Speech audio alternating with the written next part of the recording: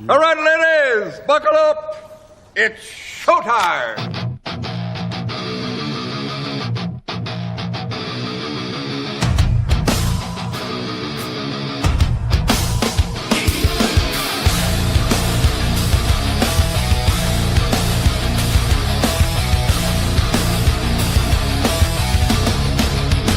You gave me your loving, and I fell from grace. And boom. What's up, everybody? Copperhead Road Podcast live on Rumble, live on YouTube, live on a ton of streaming platforms for your entertainment pleasure. I'm your boy Footer. That's my man Rex. Got Jen behind the glass. And we're rocking and rolling. Hello, sir. Beautiful day up on the hill. It's a little cloudy, but the temperature is going to be warm and sunny on this weekend. So we're looking forward to that. Well, it's nice to hear. It's nice to hear. Yeah, I'm trying to find us on YouTube Shorts here, but I can't find us. Oh, okay. All right. No, We wait with bated breath. Yeah, no, I like to find us. I understand. So I think probably the bulk of the show, we're probably going to go through. I tried to condense down the Steven Crowder, Nick Fuentes debate as much as I can to the points and counterpoints, because there's a lot of banter in between and a bunch of what they call nonsense. So we're going to hopefully look at that and kind of give you a I think sort of an honest, sort of impartial take. I think you did a good job. I think you did a good job with the condensing. I don't really feel you cut it anywhere that would, not give somebody their time. You know what I mean? Yeah, and I think they both made their points. I think backing up their points with data, I think Steve was probably a little bit better, but I think appealing to the broader audience, Nick probably took that. Again, Nick, you know what Nick did for me in this episode? For him, he personified he couldn't have, the way I describe him and the way I feel about him. Yeah, he jumped right into that box perfectly. He was likable. I had no major issues with him. I didn't dislike him in any way, but he had zero prescriptions. Zero. Well, and I think we stayed fairly consistent on that too, because he's very good at reading the field, knowing what's going on, seeing the problems, but he does seem to fall sort of simplistically short on his solutions to things. And we'll get more into that in a little bit. I did, however, want to start off kind of quickly because I think you're going to enjoy this. I've sort of told you that I don't really watch the Candace shows anymore. Jen watches them every morning and then kind of gives me the Reader's Digest version of what happened. Because even when I come in and I catch 15-20 minutes of it, there's very little substance there anymore. Even by Candace's standards, the substance are getting farther and farther out there. So she had one of her friends come on, and forgive me, I forget the name or whatever, but they're having sort of a back and forth interview as she does. And this woman who knew Charlie, I think tangentially, I don't think she actually ever met him or whatever, had an interesting event. We'll call it an event happened to her. And this is the kind of stuff that you're getting from Candace now, and it borders on just absolutely embarrassing. So I'm very curious to know what you think about it, Footer. Yeah, I'll definitely, I'm interested in hearing that for sure. I haven't watched. I told you I have not watched her. In these last couple of days anyway. Like I'm in like a little bit of a funk. Everything's great, like in regards to like quote unquote life. You know what I mean? Right. But I'm just any like, how do we put it, like any of the things that kind of like overwhelmed me or stressed me out, which are very valid to do. You know, like the shit that'll put you in therapy type shit, like um those things I've been allowing to like bother me lately. You know what I mean? And it's Yeah. very and what happens is anybody that knows and deals with like mental health stuff, you know, like when that happens, it's very frustrating.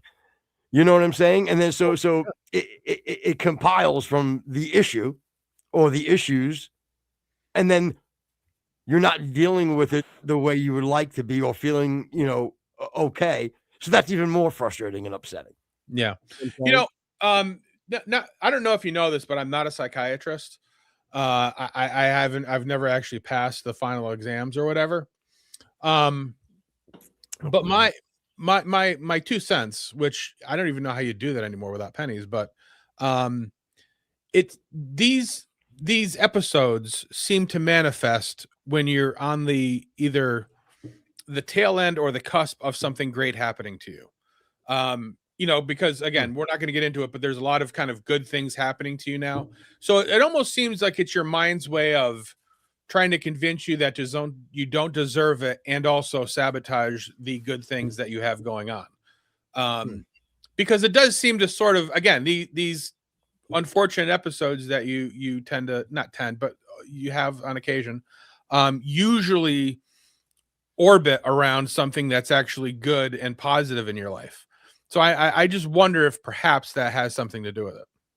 It very well, you know, I mean, if I start thinking about it, possibly, like at least, you know, in regards to right now, sure, that very well it plays out that way for sure. With that being said, I can promise you, which I guess entails where the mental health part comes in. It's not conscious. You know what I'm saying? It's Oh, quite yeah. the opposite. You know, like it's frustrating. Like I'm like, what the fuck? Like what stop? Like you know what I mean? Like there's 2 weeks ago, the way you felt or whatever, you were great. You know what I'm saying? Yet shit's probably better than 2 weeks ago. And yet, you know, I can't, for whatever reason, you know, again, when you deal with mental health stuff, um, you know, it sucks, you know. Yeah. So, Yeah. you know, and I brought that up, meaning, you know, just so I've been pretty, I don't want to say, like, I guess introverted the last couple of days. You know, I've just, and again, I think when we do have some days off for the show, um, you know, that doesn't help. You know what I'm saying? But it shouldn't matter, quite honestly. You know what I mean? But um, you know, so and then I what I do is I go into these you know, and again, anybody that deals with mental health issues, you know, they know that you tend to go into these like shells, you know what I mean? And you like isolate yourself. Yeah. You know, not doing anything wrong. You know, you're just you like you kind of just go into like this shell and you're just like, all right, I'm just gonna fucking exist right now, you know, and I do Yeah. apologize to The psychological term is called turtleification. no, yes, it is. Yes, you go. It's called. I use the shell method. Hmm. Yeah, but you know, And again, you guys, weird. what'd you say? I said, and you still get them pregnant, which is weird. Yeah, thanks. Yeah, right. That and the rhythm method has always failed me. It's very odd. It seems to me it's the same mechanism as survivor's guilt. Like you absorb a guilt because you don't feel you deserve the positive things going on. And again, that's just I'm going to go 3 cents because of inflation. That's kind of how I see it. But the good news is you're no fucking close as crazy as the woman that Candace had on her show. So you have that for you. So anyway, here's Candace talking to one of her friends about a situation, an event, an occurrence that she had kind of with Charlie Kirk. And he comes to me, and I don't know, you tell me if that's like Charlie. He hugs me for some reason, smiles, and he's like, "You're doing just fine." I never knew him personally, but he was smiling and he hugged me and he's like, "You're doing just fine." So I remember like just asking like, "Who killed you?" So I did. I was like, "Who killed you?" Like that would be easier to tell me, like, who killed you. And you know what he said? He said the same people that killed JFK. So I mean, you could be that crazy. First of all, I was listening to half of her story, and I'm going, oh, this is nice. You know what I mean? She met Charlie. Charlie's just again, like someone with a little bit of celebrity status, and he's that guy. So that made perfect sense to me. Oh, hey, you're doing great. Hugs her. Met her or whatever. And then who killed you? I'm like, whoa, wait, what? Yeah, like she had me hook, line, and sinker, and then all of a sudden she's like, she punched the crazy card on me. Yeah, apparently this was a dream that she had a couple of weeks ago. She number one, I've also heard that Charlie wasn't much of a hugger. That's not a racial epithet either. I just want to let you know. So that Two huggers just stole my truck. Oh my Lord. Check your wallet. So again, it is sort of a touching, I guess. But the thing is like, okay, let's just grant her that this actually happened. And she got the opportunity, the one in a lifetime opportunity to get the answer to the question that, I don't know, 9% of the country don't have an answer to, which is who killed Charlie Kirk. She asked that question. How lucky? Yeah, and you know what? Charlie Kirk's, I'm sorry, by this story, Charlie Kirk's a dick. like stop with your vagaries. Yeah. Like, what the fuck, dude? Yeah, you could nail him down on a person or a group of people. Yeah. It's just outrageous. And not only that, but it can't be the exact same people that killed JFK, because guess what? They're dead. Yeah, no, and let me give you one better. What has been the biggest conspiracy and taken 70 years to figure out? JFK, the JFK stuff. Oh, great. This is helpful. Yeah. So again, if you're feeling a little off, you're feeling a little Lulu, just have some confidence in the fact that you're not as fucking crazy as this fucking bitch. Oh, I very well may be, but my point is, I felt very under control, and I'm not terrible right now, but if you had this opportunity, would you ask Charlie the same thing? Or do you feel confident you feel confident that you probably already know that, so you may move on to something else? Because now, you got to probably ask it. I was gonna say, now Charlie's got some ins now. He's up there. He's talking to people. He's a charming guy. So he's probably you may want to know. Nope. I have no. I have a lot more faith and evidence in Jesus Christ than I do in who killed Charlie Kirk. I can promise you that. Right. My point is that this is where I would ask Charlie Kirk who killed JFK. Yeah.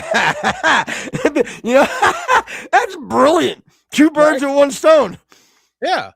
I'd be like, well, I kind of know who killed Charlie. I don't need to know that answer, but maybe you can just let me know who killed JFK, because I'm sure you're talking to Jack up there. And how the hell did that ever work anyway? The guy's name's John. How did Jack become short for John when they're the same fucking letters? Good night, everybody. You think it would call them like let you guys ponder that. Yeah, because those are the hot button topics of today's kids. That and digital circuit. Yeah, ponder that, and we'll catch you next episode. Thank you. Yeah. Good night. So again, I saw that, and I actually had to watch it a couple of times, because I thought like maybe it was a fucking Crowder fucking AI something or whatever, because again, if you're gonna have these conversations, that's fine with your friends, I understand, but like to record it then send it out, it just seems even below Candace's standards for somewhat factual reporting. So anyway, I thought that was cool. And speaking of AI real quick, I'm at a point with it, meaning the controversies back and forth. Mm-hmm. I'm not I think I could debate anybody, because I don't have to rely on it, or I don't need it. It's very easy for me I can stick up for it. Like, I don't have to be a gatekeeper. So I'll put that out there. If anybody ever wanted to debate, I'm saying AI isn't a problem in music unless you let it be. It's a tool. And that's However, I will without- say AI has ruined YouTube. Absolutely ruined it because and there was a guy, I forget who I was watching, but there was a guy that came on and he was actually pointing it out. But there was a couple of things that people used to go to YouTube for. You know, one would obviously be, you know, goofy kind of cat video sort of stuff. Another would be like you know, historical kind of things or videos of events that you couldn't find elsewhere. Then obviously the third one was education. You'd be, again, YouTube University. We all kind of did that, you know, of fuck, I got to replace this oil filter on a 40-year-old truck and I have no idea, whatever. I'll just go to YouTube, pumping it, and then you got some guy sitting underneath a fucking tree in Tucson, Arizona. You know, you still can get that. You can. You're absolutely right. However, if you the problem with it now is that, you know, most of these videos, like again, will you use my example? Well, I need to change an oil filter in 1989 Chevy Blazer, whatever, and you put it in. Now you'll get 6 or 7 episodes that come up or whatever. Most of them now have some production value, so you get kind of an intro of, you know, Charlie's fucking garage and him fucking shooting cans and his dog chasing a duck or whatever. For some reason, all of these need a huge production thing, and you have to watch through that, and then you get a couple of ads, and then you get to you know, the actual thing, and you're like, fuck, this is an 86, it's different. So then you just wasted 7 minutes. My point is, now all you have to do is go to Google Gemini and type it in, and what they do is they give you the exact information for what you need immediately. You don't have to go through, you know, a bunch of different videos that might be a little bit different. And that's even what this guy was pointing out, is he said that the educational portions of YouTube videos, the people who are producing them, have seen a dramatic drop off, especially since the beginning of the year, because people don't find it as efficient to go to YouTube to learn something as it is to go to an AI chatbot or whatever and get the actual information read out to you. So it's much more efficient that way. And another way that it's ruined it, and I even did it because the video that we're going to go over with Steve and Nick is I compressed everything down to sort of the meat and potatoes of it, and I'm like, you know what? I'll let Gemini generate the thumbnail for it, whatever. And if you look at the thumbnail, and we don't have to bring it up, but you can bring it up. Yeah, can you bring up the, I think it's in the file assets for today's show. You know, you can even or just go to YouTube and bring up our channel. It should be there. You know? Yeah, but the problem is it's easier for you. If you click on the show, it doesn't show you the thumbnail. It goes right into the show or the beginning of it. You know what I mean? We don't want that. Check desktop. See if it's in desktop. Anyway, so you know, it generates a very clear, even though I had given it the you know, the prompt. The prompt to use a screenshot. I grabbed a screenshot from their thing and I put it up, and you know, it puts question marks all over it, and it says, you know, the information that you don't want to know. Steven brings the facts. Nick has questions, but like the way that they generated Nick's face is they made him specifically ugly, and I know that they did that. Go to downloads, try that. So like it definitely recognizes Nick because it even puts it into the you know, into the thumbnail or whatever. But that's what you get like when you go onto YouTube. It's a bunch of AI generated videos, and again, if you have specific channels that you follow, that's relatively stays the same. You know what I mean? That's not going to change a whole lot. But what it you don't have to worry about it. No big deal. But if you're looking for like general information and you don't have a specific channel for it, you get a bunch of just, I hate to use it, but AI slop of people, you know, saying something about it. Or even if you're okay. So there's another thing that I wanted to bring up was before you go past that real quick. Yeah. You're gonna get mad at me. You're definitely gonna get mad. I think I like it. You like what? Um, Really? I like when I'm, and again, I admit I'm a sucker for packaging. So like I do, like I told you, I definitely bought that Monster Energy drink, that whatever melon berry, because it was like this cool looking like character like on the thing, so my point is, for some reason, like it is so precise, because I do believe that it does tap into something in my brain or in people's brains that make you like want to look at it. Does that sound dumb? No, it doesn't. But my point is that, again, if you're if you're looking for something informationally, or if you want to like say like, for example, one of the things that I had brought up and I put in assets was a video of a news conference that Libby Shaaf had in 2020 regarding a racist incident that she had. I think I'm going to say Sacramento. I don't remember exactly what mayor she is. But I wanted just the news article, or the news feed of it, because she did a press conference. I wanted just the press conference of Libby Shaaf talking about this particular thing. And you have to scroll a bunch of stuff before you even get to it. So like, and Google's the same way. Like, it used to be very intuitive. You'd put in, I want the news conference of Libby Shaaf in 2020 talking about this. And Google used to be very smart about it. And so YouTube, they'd be like, I know he wants this. So it would be right on top, whatever it was. You know what I mean? So, wait, do you think that they're force feeding you their agenda first? You mean? No, what I think that they're doing Okay. now is I think that they find that their ad revenue, which is you scrolling past a bunch of different ads and things or whatever, is actually higher if you're searching a lot longer than just finding a video that you want, bing, bam, in, you're gone. So now they make you scroll through a bunch of different stuff that may or may not interest you.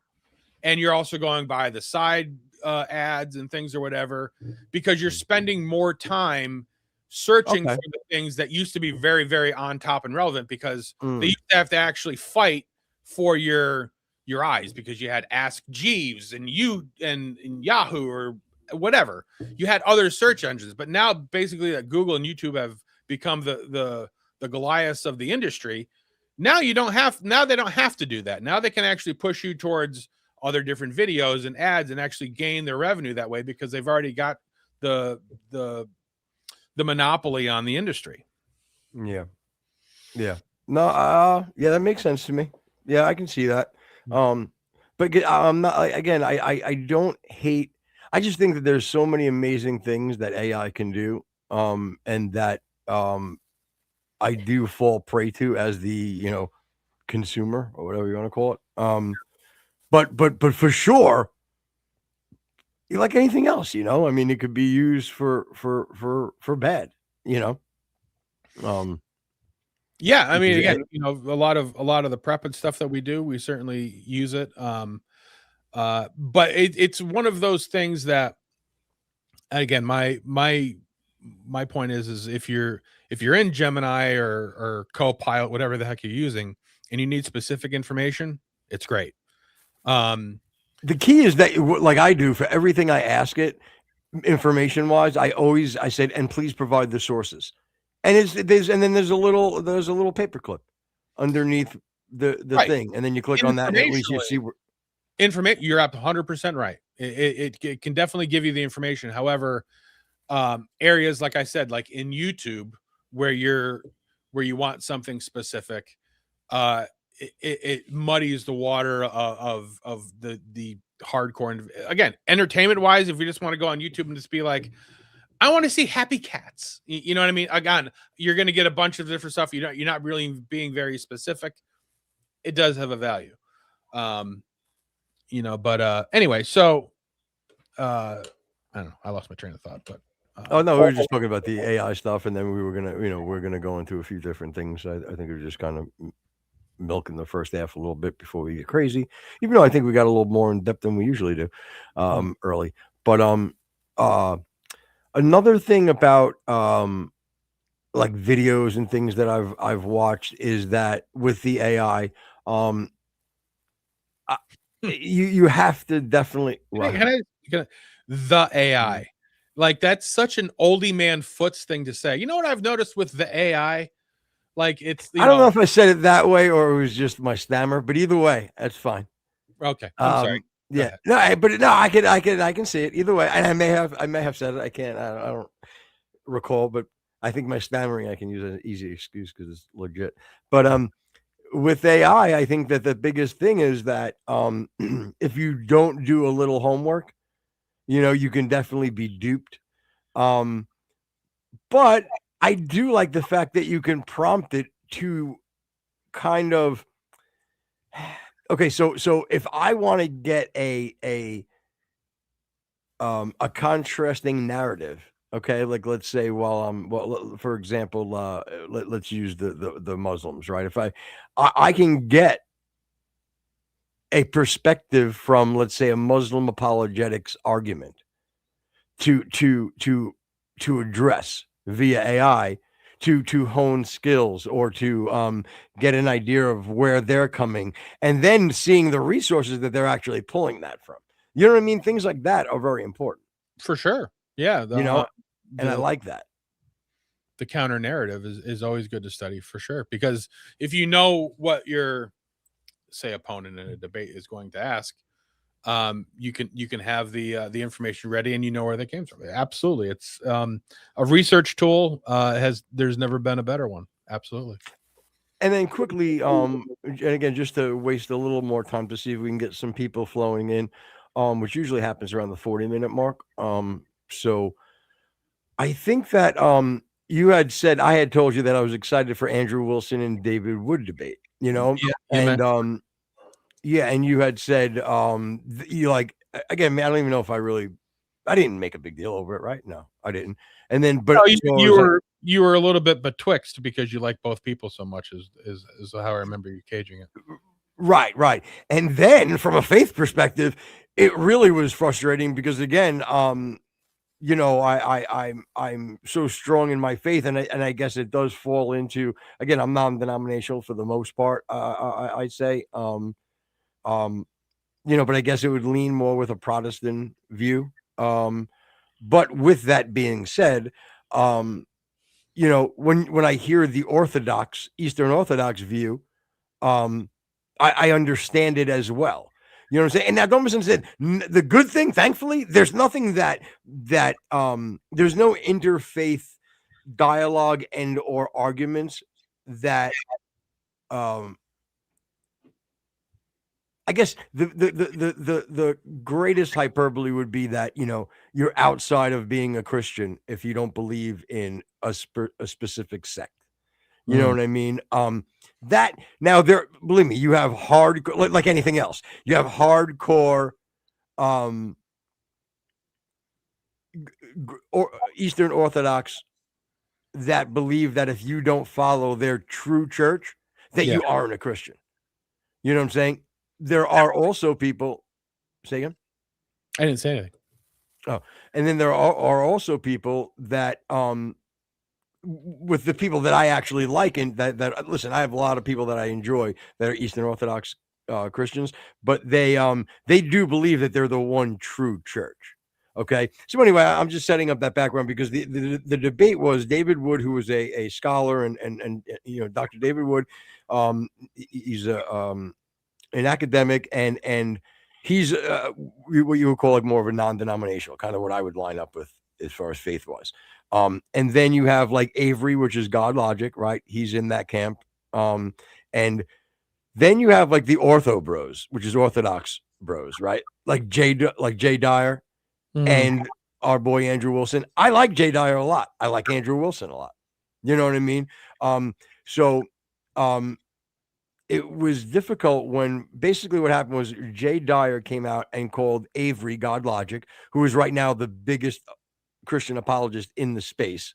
Okay. Yeah. And the one that's on fire the most, growing the most.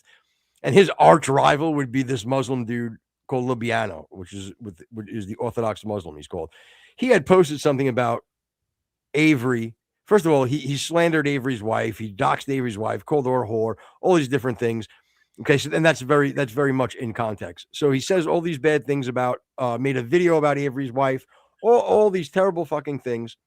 And then, so he writes about all these things about Avery. And then he says he calls Avery a grifter.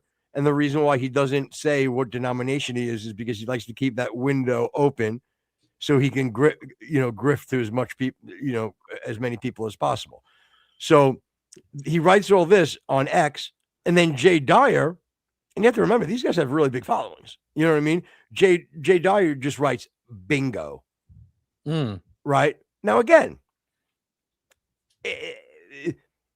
the whole controversy is that, so David Wood sees this and chimes in and basically is saying because Jay Dyer said bingo and affirmed what this piece of shit Muslim was saying about Avery, that he was basically enabling and almost what's the word I'm looking for, Rex? Like affirming.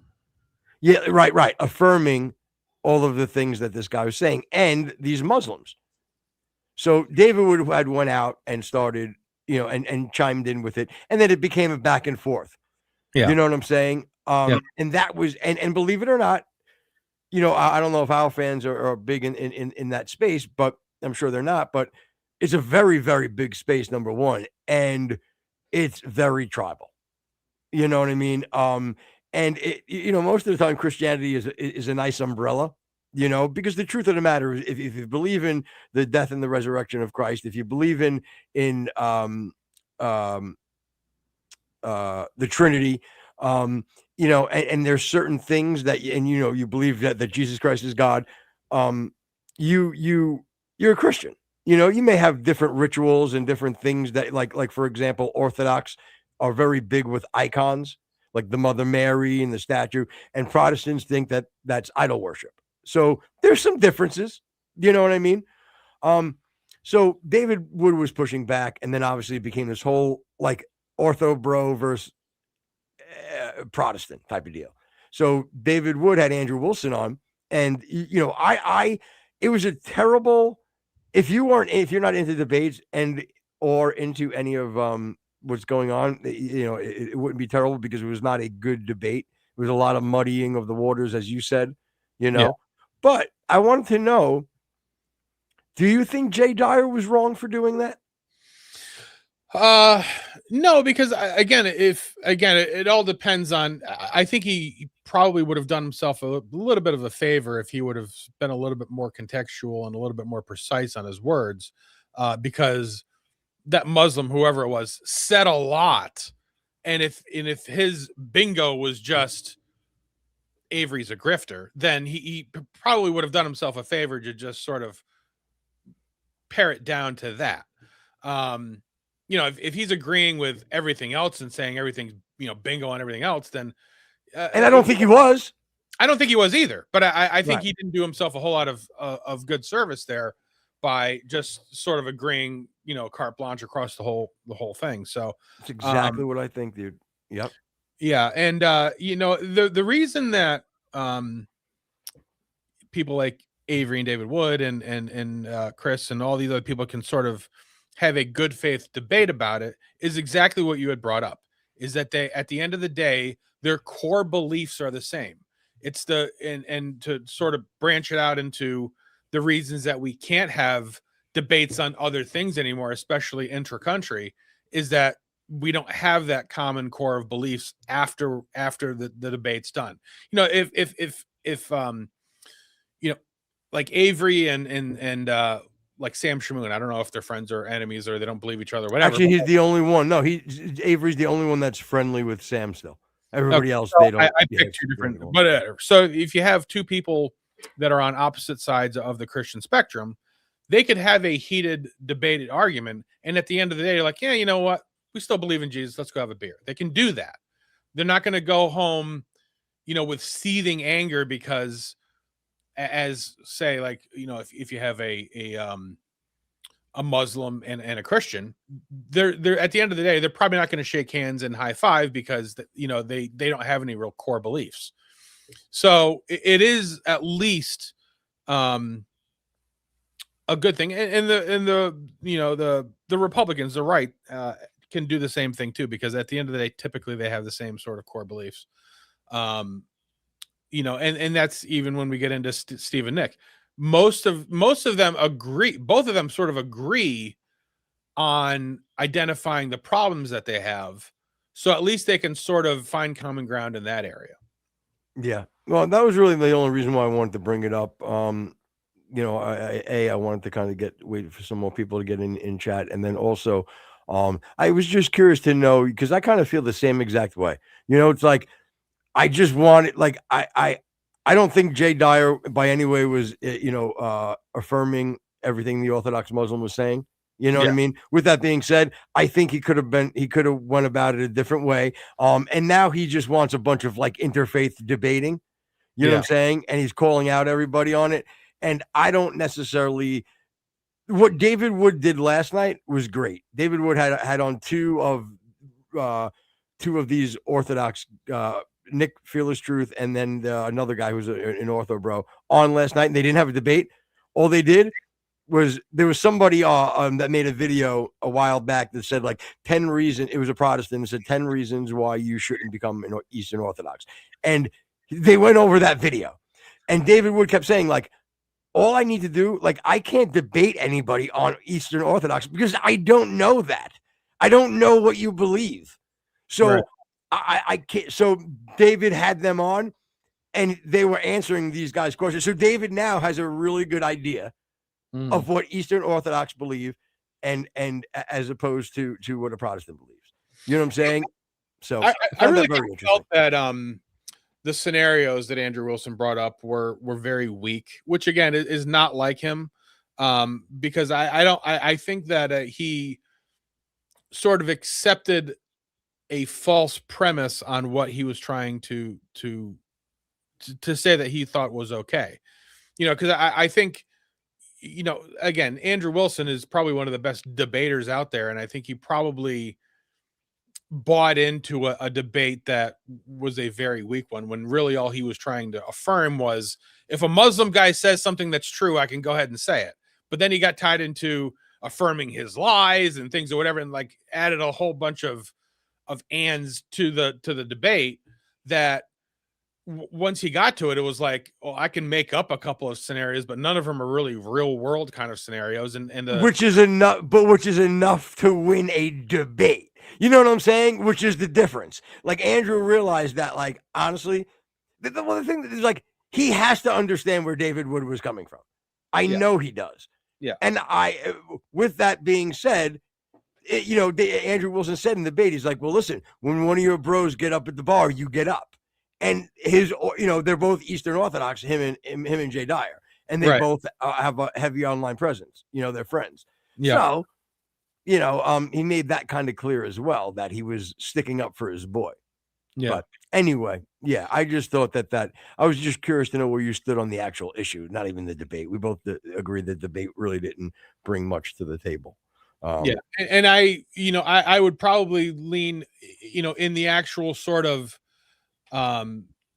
debate, which again, David Wood didn't really press back. Find another way is not really a good defense of your position, I don't think. From a debate standpoint, I agree. Right. I mean, yeah, obviously on the ground, that is probably your best mode. You know what, Andrew? Hold on, real quick correction. You know what Andrew did? That is fucking typically him. And I love David Wood, so I hated to see him how this done to him. But he did David Wood made a really good, like, I want to say like argument, but let's just say like it wasn't coming from like a logical place. And Andrew Wilson goes, "Yeah, oh really? Where'd you get? What are you vibing that, David? Is that your vibe? Is that where you're getting that from? Are you vibing that?" And it really, like, if you broke it down, like, he kind of was just vibing it, but it was valid. You know what I mean? It was a valid vibe. Like, you know what I mean? It just made him not. It's a good deflection for sure. And again, that's why Andrew is so good at what he does. Right. Because you have to throw punches, but you got to be able to slip them too. So anyway, all right, let's get into the Crowder Fuentes thing. Number one, I think both of them, I think, laid out their positions pretty well. And a lot of times when we comment on things, and again, we had that title a while ago that said "Surprise, Nick's a Democrat." And And I still stand by that a 1940s, 1960s Democrat. You know what I mean? And We said it. You know, he may argue with me one way or no, I'm conservative. Well, what are you trying to conserve? You know, again, you can make the argument if you want to that that you're a progressive right and you still want to tear it down, but you want to build it in the right direction. You can make that argument, I guess. But you know, they always say, hey, you know, you can't watch Nick at clips. You got to watch him full length and you got to hear his whole side of the story. And every time I've done that, I've actually found myself agreeing with Nick less. You know, so for all of you gripers out there that really want to sort of defend Nick's position, I understand it. But you're not doing yourselves any favors when you have somebody listen to the whole show. And I've done that, and I don't really care for it because to me, it just makes him look more sophomoric and foolish. And I find that his prescriptions for a lot of things don't fall under the auspices of a republic at all. Yeah. And he looked a lot less gay on this interview. Yeah, I noticed. I wonder if he slipped the Michael Scott thing for the sweatshirt just because of that. But you know, I haven't. Well, I'll get into it a little bit, but I haven't actually figured out what Nick's angle is because I'm the more and more I listen to them, the more and more I'm of the mind that he doesn't want to catch the car. He just likes chasing it. And it's sort of the same. Go ahead. Yeah, dude. Again, I want to be wrong, and maybe I am wrong, but I really do almost feel like Nick doesn't really. All Nick wants is to be controversial. Yeah, and to, you know, again, not to the Candace level. Yeah, you know what I'm saying. But I think Nick likes and again, to the gripers or the gripers, yeah, whatever it's called. Okay, like I hope some of you see through that. Like, I do think he's playing you a little bit. Yeah, I do. I think he's flexing you guys a little bit, because of your loyalty and your you know, and because you're smart people. But I mean, you know, and your online presence. But that's the thing is, I fully feel for the gripers. I understand your plight. Trust me, I get it. Everything that you have a complaint about is valid. Oh, well, I'll say about 90%. When you go into, you know, the interlopers and Black's Gotta Go and all that kind of stuff, that's ridiculous. You know, my position is I'm not a racist, but I am an elitist. I do think I am individually better than other people, but it has nothing to do with their race. It's because I put in the work to get to my position to where I do think I'm on paper better than a lot of other people, but it has nothing to do with race. Right, you could think you're better than me. You could think you're better than the Chinese guy down the block. It has nothing to do with the race. You know, I'm nationally an elitist. I think my nation's better than everybody else's. I think Christianity is better than your religion. So I'm an elitist that way. I'm a nationalist, a Christian nationalist, if that's what you want to call it. Yeah, I don't think you're that. Because I'm not that, but I get your point, and I think that's a good way to describe you. I truly believe that. I don't think you're cloaking racism, you know. Right. Well, my interpretation of Christian nationalism is a nation built on Christianity, Christian values. That's how I look at it, and I think that's the best way to go. So I am going to say that I am a Christian nationalist in that definition, if that's how you see it. You know, yes. If you know. If I've done this much work and I've paid my dues, you know, I went to school, I married a woman, we had a child, we work a business, things are better, and I'm in a better position than the fucking psycho transgender woman living in the fucking woods next to me. I'm sorry, that's just how it is. And that is an actual story. Maybe we'll get into it sometime. I was just gonna say, and he's not being hyperbolic. No, there is a fucking transgender individual who's homeless, who lives in the woods, not too far that way. So, yes, I'm better than that individual. So, what is the chat there? I can't read it. Nah, you don't even, because it's dumb. Again, you know, I'm not gonna say block them, and because I don't want to block anybody, but again, hurling insults that it brings nothing to, like, if it was like a good one or Yeah. something that, like, I'd be like, oh shit, okay. I'd be like, oh, maybe we need to address this. But honestly, I'm telling you, it's not even. It's the dumbest shit. Now I can read But it. again, it's the dumbest shit ever. It's not even. Anyway, All right. go ahead. So anyway, so we'll get into the Crowder and Nick debate. So I don't have double chins. Anyway, it's ridiculous. I know you don't. That's kind of my point. You know what I mean? It's like it's like it's the dumbest thing I've and I'm not even trying to be nice to you. Like, you know what I'm saying? It's like it's absolutely ridiculous. And just to go after another man's looks without humor is beyond me. You know what I'm saying? Like, because he's trying to be insulting, right? So if you're trying to be insulting, you gotta kind of be a little creative, but if you're trying to be funny, I think that you gotta work a little harder. You know what I mean? Because I like the funny insults. For sure. All right. So like call him like a chubby Scott Storch. That would be funny. That not everybody. I was gonna say, at least that would be accurate. Because the glasses, I don't know, but I figured something. Yeah, I was never into drugs that much. I'm not really good musically.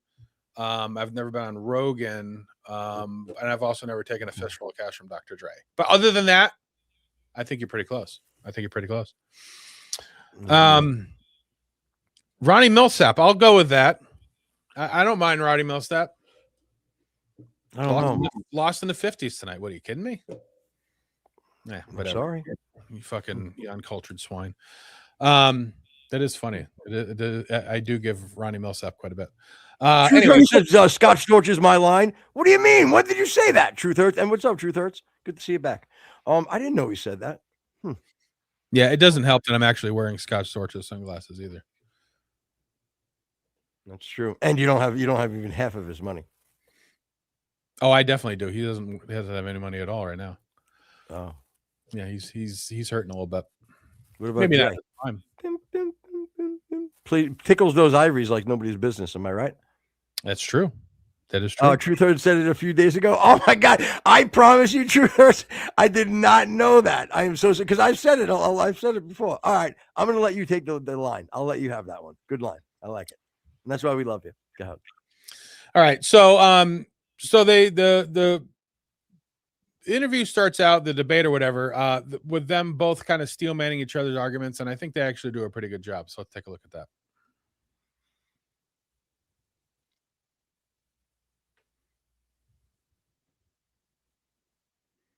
Let's start this way. How about I steel man your argument as I understand it, and you can let me know if I have a decent grasp or correct me. Okay, sure. Okay. So my view is you're issuing a political strategy, right? You are not a leftist. You are not a Democrat. But okay, Republicans have taken your vote for granted. They have not been held accountable. They haven't delivered on any of the promises that they've made. Americans are feeling this right now, particularly young Americans in this economy. They feel as though they're not represented and they're being sold out to big corporate interests, including, by the way, a foreign nation like Israel, placing that above the interests of American citizens. And so we need to speak the only language they understand, which is defeat, make it sting in the midterms, vote Democrat in 2026, so that it will pave the way or allow for a candidate who more effectively represents America first or a true version of their constituency. Can you pause this? Yeah. Okay. So when I listen to that argument, I have again, holy shit, we are amazing. Put that in your comment on that. We are great because it really does. It says, like, as we've said from the beginning for months and months and months about Nick. Nick has a great plan. He has a great what's the word I'm looking for? View on what I can see and I can align with on a lot of it. Mm-hmm. The problem is, it's so the one time he has a prescription, which is to vote Democrat. Yeah. That is not going to achieve the goal of what you just described. Am I wrong there? And if I am, push back.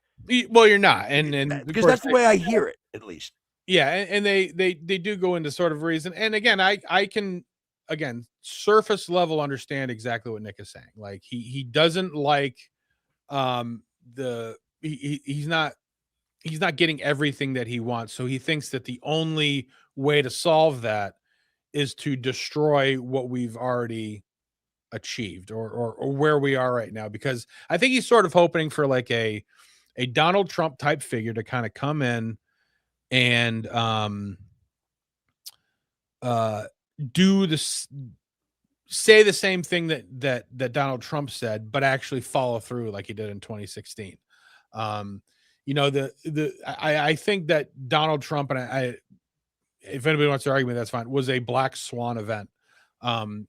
We'll probably never see a Donald Trump type figure for a lot of different reasons. Number one, the rhetoric, the fact that he could finance himself, the fact that he already had decades of name recognition. Like there was a lot of things that sort of went into the Donald Trump that came in 2016. And I understand that he wants to try to revive that by doing this method. I'm just Pause real quick. You're 100% right as far as the biggest. Just tell me to pause. Yeah. What the fuck is that? Jen, pause him. Rex, the biggest thing you said there is name recognition. Mm-hmm. I mean, and you look back from your old sitcoms from the early 90s when you see him in them and they're referencing to him being president. What about all the famous people that are against him now, 50, 40, 30 years later? 50, 40, 30, 20. We get it. Quarter. Jesus. Pick a year, faggot. And sorry, don't say that. Oh, great. There it goes. We're banned. Oh well. But oh well. But it's like, like this is a guy that has been almost like groomed for some sort of a power position, and there was a nice little opening. It was like like you said, black swan. Like it was a perfect timing type of thing. Everything kind of made sense. And then another thing I'm going to add real quick is that, somebody that would be similar to him in the future, the argument's going to be, oh, he's just another Donald Trump. So that person can't even kind of use that to his advantage, if that makes sense. It makes perfect sense. And that's sort of the point that I think Nick either sort of glosses over, either consciously or subconsciously. I don't know yet, because he does sort of hide his intentions and his motives very close to the chest. He doesn't let you which makes me very skeptical because of that. Well, and that's the thing, like, the only way that Nick's plan works is if I hate using it because it's overused, is the only way that Nick's plan works is that if he can find a way to degrade our faith in our system so much, and in the degrade the values and everything down so much that he can sort of evoke, again, I'm going to say it, an Adolf Hitler kind of rise of an individual who can supersede the Democratic and Republicans, or the Republic. Of course, that's the issue. So I think that's his intent, is to, because he doesn't see another way of getting everything that he wants now. Delusional. It's fucking delusional. It is. And again, even if I wanted it, you know what I mean? Mm-hmm. And that's why he says that, Hitler was so awesome. That he's not talking about what necessarily how he went about things. He's talking about the fact that he could step up and take power and do exactly what he wanted to. That's what he thinks is so awesome. And it's amazing to me how people can't see that, though, like how clear that is to you and I, and you articulated it so well, rather than just say, oh, Nick loves Hitler and have no nuance to it, and again, people will say that, and unfortunately for Nick, there's other things that he says that would probably give them some validity, with that being said, I think what you're talking about and the way you articulated his view was very, very smart. And I think it was very accurate. All right. So here's Nick Steele Manning, Crowder's view. And thanks for the heart, by the way, whoever gave it. Well, I think that, you voted for Trump in 2024. I think you'll be voting Republican in 26 and 28. And I think you would probably say that the left is always going to be worse. The Democrats are always going to be worse. And so voting for something worse is always going to be bad. If we want Republicans to be better, we should maybe focus on primaries. And what's more, Republicans are holding back something far worse, which is always going to come from the Democrats. Things like open borders, not only no mass deportations, but also no borders, not only war with Iran, but maybe war with Russia, continuing the war in Ukraine. Basically, it only exacerbates our problems, doesn't actually solve them. Would be something like, I think your position is. You can pause it there. You have anything to add to that? You go first. Nothing. I think that that Nick lays it out pretty well. I think that he's a little bit more disingenuous and Can you play it back one more time, Jen? Is that possible? Yeah, probably. Yeah, go ahead. I think that'll work. No mass deportations, but also no borders, not only war with Iran, but maybe war with Russia, continuing the war in Ukraine. Basically, it only exacerbates our problems, doesn't actually solve them. Would be something like, I think your position is.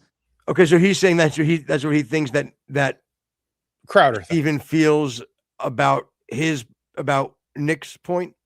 No, the reason that Crowder feels the way he does is that no matter how milquetoast or how little you think that the Republicans are doing, it's always going to be better than what the Democrats will do.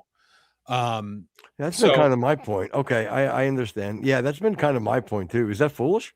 No, and again, I agree that, and this is the way that I can make it fully understand, at least as far as my own head, is like, say, for example, you went and you bought a piece of property that had a house on it, right? So the conservative view is that, they'll go in to look at the house and say, it's got a nice stair rail, it's got a good foundation, it's got this, that, and the other thing. There are a lot of good things to save about the house. And then you have another contractor come in and just say, there's nothing really here to save. So why don't we just level the whole thing? We'll put solar panels on it. We'll get better insulation, this, that, and the other thing. So say the owner, whatever, decides I want to try to restore that. And the guy says, okay, well, it'll probably take, 2 years to rebuild, just by looking at things. It's going to need some siding. It's going to need a foundation, fix things or whatever. He lists off the things that need to be done. He said, hey, it'll take about 4 years or 2 years, whatever. So, the guy decides to go with the conservative. Let's keep it. Let's restore the house. Let's make it great again, huh? Right? So they start into it, but then they start to, go into it, and it's going to take time, and they have to jack up the house, and then they realize that there's asbestos and there's lead pipes. They start finding other problems, and it's a slow procedure. Now, 2 years comes up, and the house is only 3/4 done. It's only, not completely done because they found other problems as they were going along. Maybe throw in some inclement weather that was maybe that you wouldn't think that you didn't take into consideration in the beginning. Right? Would that be fair to your analogy? Absolutely. There are some. I want to make sure I'm understanding. Yeah, unforeseen situations that you didn't see coming up. Now, like what? Yeah, I'm making a weather point. Yeah, you can make a couple of choices here. You can either be like, you know what, I think this is not going to be worth it. We're already 2 years in. There's been a whole the house looks okay. There's a lot, like a couple of the bathrooms are done, look pretty good. Yep. And the fucking weather's terrible. I don't know if I mentioned that, but the weather's been awful. Great point, Rex. Thank you. So now the homeowner has a couple of options here. They could be like, you know what, let's just see this thing through and restore it to where it needs to be. Or we could go with the other guy, completely level the place and go under. So as a conservative contractor, you have to slowly push forward and complete the job, because by just admitting defeat and saying, well, no, the left went, you also diminish the confidence of anybody to ever want to do it again, because you made a promise. You did run into different things. There are issues that are coming up, but it is incumbent upon the conservative to see through the plan until you're done, no matter what you run into. You have to do that, because otherwise it just completely destroys your whole ability to ever convince anybody in the future. You know what I mean? No, I know exactly. And Paul in chat said, make Kamala, and then it says sober again. I don't know if you'd really see a big difference, to be honest with you. That's fair. All right, so here's Nick's plan in 2026. Okay, so flesh out the plan. I disagree. Vote Democrat in 2026. Why? And then walk me through the plan. So, in 2024, I didn't vote Republican. I recused myself. I just told people not to vote. Everybody thinks I voted for Kamala, but I didn't. I just told people to withhold their vote. But in 2026, what really did it for me was the war in Iran. I think that, for me, that was the red line. We were promised no new wars. We got a war in Iran. And I really believe that if you vote for Republicans after that, it's almost like you'll tolerate anything, because that's such an explicit betrayal and on a very serious matter.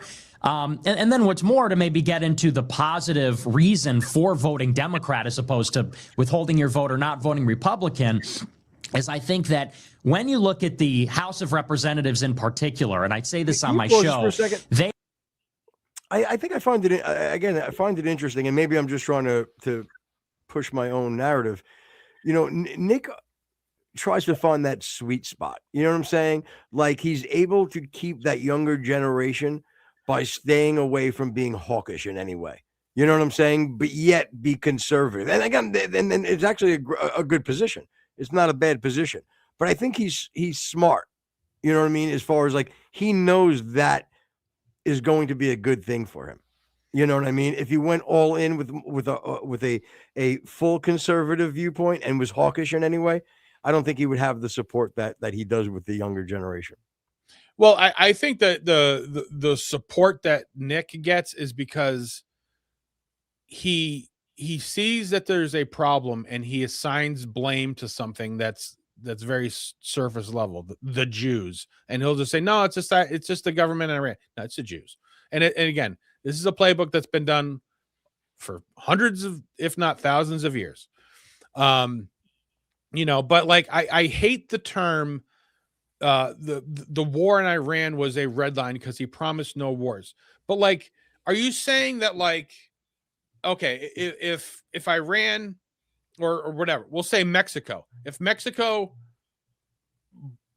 dropped a bomb in Texas, should we not go to war with them because we said no new wars? Or is your problem you just don't agree with the justification on this conflict? You know what I mean? Because I think, no, it would be like us asking, it would be like if Mexico dropped a bomb on Texas and then we went to Israel and was like, hey, come, you got to come fight these guys. You know what I mean? And the Israeli people would be like, what the fuck? Like, what, why are we doing this? No, I understand it sucks, but, like, yeah, you guys are good. Like, Well, again, my point is that, like, nobody believes that we should just never go to war. And now I can prove that, because if tomorrow Trump said, let's go to war with Israel, guess who would be right the fucking on board? It would be Nick. You know what? I was almost going to say that I think you're not being fair with your analogy, but that analogy, I don't think you were being fair with your analogy, with your Mexico analogy, but I think you nailed it with that one. How's that? And it's unfortunate because, again, like, there's just nobody who can just sit back and just be like base level. Nah, I can't do a war. I can't do it. Well, there's always going to be, or at least there should be, reasons why we should. You just don't agree with the reasoning. So again, if we were gonna, if we were gonna do that, he would be totally on board. So, What's Interesting. that? What's the yeah, that one there. Amazing people waited for a red line. January 6th was just that. Okay. All What right, does go that ahead. mean? I have no idea. Exercise We don't oversight understand what that means, powers buddy. under the Constitution. And so they can depose, they can compel the release of documents, they can subpoena, form subcommittees. And I really believe that they, set against the Republicans, will actually work to slow down the administration. And it's not just that the administration is not doing things, they're doing things that are bad. They did try to bury the Epstein files. And if it wasn't for the Democrats and a handful of Republicans, they would have never seen the light of day. And then you have the War Powers Resolution in the Senate, which got shut down basically along party lines, with one exception, which was John Fetterman. People, was that true? Was it because was it Trump's administration was holding the Epstein files back? Again, I don't think that's the case. Number one, But didn't they have the files for all the years that Biden was there? they had them for all that time. They were releasing them as it is, and again, like even with the release that they've had since, we really haven't learned anything new. Like I think it's sort of just a cudgel of, well, they wanted to hold back they were holding back the fact that the manservant in Little St. James asked for cheese pizza. Okay, well, yeah, that's creepy and whatever, but like there's no context to that. We haven't really learned anything above and beyond what we already knew. So yeah, I don't think they were holding anything back, because again, we haven't learned anything that's been explosive. So, maybe they just didn't find it as relevant. And not only that, but like he sort of shifts on who he has a problem with. He puts a lot on Trump and the administration, Marco Rubio and Vance and the DOJ and things or whatever, because he's not getting the things that he wants. Now, I would argue that most of the things that he wants has to be routed through Congress.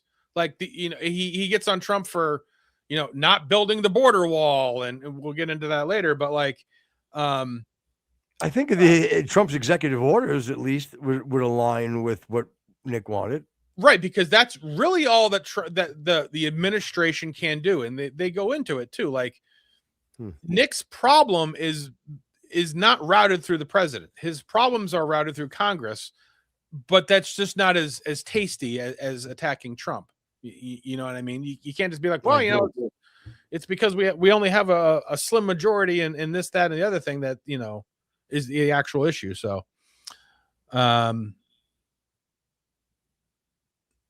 right, go ahead, and then we can pull up that comment. I think you and I would both acknowledge, because you've said that voting Democrat is a way to punish Republicans. You're not going to get the change in the system with the Democrat Party. Do I have that right? This is about fundamentally changing the Republican Party through accountability. Absolutely. Yes, totally. Okay, good. Just because I don't want people to misconstrue what you just said. Like, so see, Democrats are actually good. Like, they have some bullshit that they throw in every now and then. What do you do after that? So in other words, you're saying this will lead us to a consistent or more representative victory, 2028. What's the roster? Where are the funds? What's the ground game, right? Because it's a big risk, handing the country over to the left. We know what they want to do. Well, and see, this is where it gets interesting, and this is where we might disagree on some things. So the way that I see it, 2028 is really what it's all about. I really believe that this administration is just cooked. Like, I don't think there's going to be a course correction. I have no faith in this administration. I think Trump is old. The people around him are very bad. And so I think the real question is, and this is a huge question, who will be Trump's successor? Because that person is going to define the direction of the party. And I really believe there should be a very competitive primary for the presidential race in 28. And what they're trying to do is consolidate support around either Vance or Rubio. As I'm sure you know, behind the scenes, there's a very big fight going on between donors and between party personnel. Are they going to get behind Rubio, which he seems to have the backing of the neocons and Mark Levin and AIPAC and Miriam Adelson? Or are they going to get behind Vance, who has the support of Little Tech, Palantir, Tucker, and he's going to clearly run in the more America First lane. At least nominally, he's going to claim that. So, I mean, my thought is that like I agree with Nick. There should be a very competitive primary because it'll probably end up being either Vance or Rubio anyway. But it's good to have that kind of a demonstration to show that we are indeed still a republic and we still do those kinds of things. You know, I'll tell you right now, Trump will be thrown under the bus by Vance and Rubio at some point during the primary. You know what I mean? It really kind of depends on how the next 2.5 years go. You know what I mean? Because if we end up, you think you're gonna get somebody like a Nick Fuentes and these people to say they were wrong? The thing is that it all kind of depends again how the next 2.5 years. Hey, what's up, Erwin? The next 2.5 years shake out. You know, if things start going in the right way, which it kind of is starting to see, like things are starting to turn into the right way with, you know, the sort of positive things that came out of China, the fact that, you know, the economy is looking a little bit better, jobs are coming in. You know, we have a couple of Supreme Court rulings that are coming up, I think in June, that may make a big difference as far as birthright citizenship and I forgot what the other one is, but there's a lot of things that are sort of coming up that could shake out in Trump's favor. So if the next couple of years come out well, I think that they're going to try to hold together what they can of the Trump alliance wherever they can. Obviously, if it goes bad, it doesn't really matter because it's going to go to, as I've said now for the third time, Wes Moore, because he is going to be the candidate for the Democrats. Is that the one? Is that the secret candidate that Nick's talking about? You think? No, this is a Democrat guy that I think is probably going to be the Democrat nomination. He's before we hit play. Jen, can you bring up Tiny Lion Gaming? Would you call me Tiny Lion Gaming? Real quick. Right there. Yeah, bring them up. All right. What does that one say, Rex? Something's blocking it. I can't see because his stance on the Jew, and now he's just exposed. He walked back his stance. Oh, he walked back his stance on Jews, and now he's and Nick. It's talking about Nick. Nick is fucking fake, is what they said. Ooh, Kitty.